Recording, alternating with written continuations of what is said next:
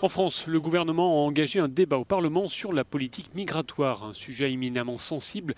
Et d'ailleurs, les différentes prises de parole ce lundi à l'Assemblée nationale ont illustré combien le sujet divisait l'opinion. Dans son allocution, le Premier ministre a admis que le gouvernement n'avait pas atteint tous ses objectifs en matière migratoire.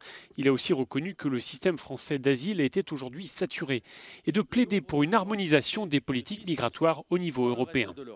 Nous devons assurer une plus grande convergence européenne des conditions d'accueil des demandeurs d'asile et des migrants. Les décalages entre États membres sont réels sur l'allocation versée aux demandeurs d'asile ou encore sur les conditions d'accès au système de santé. La France doit, à l'évidence, soigner tous ceux qui résident sur son territoire. Mais elle ne doit être ni plus ni moins attractive que ses voisins.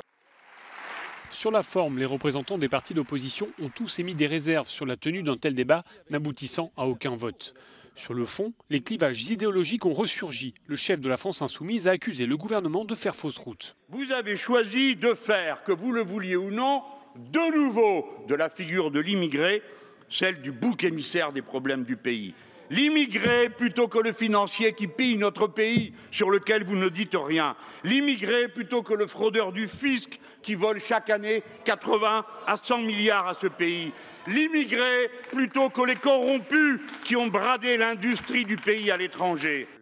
À l'extrême droite, Marine Le Pen a accusé tous les gouvernements depuis 1976 d'incompétence en matière d'immigration.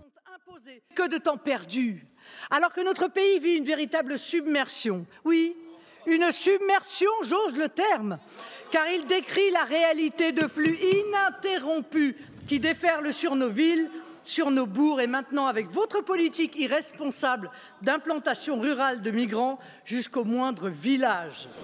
Un débat similaire, voulu par le président de la République, aura lieu ce mercredi au Sénat.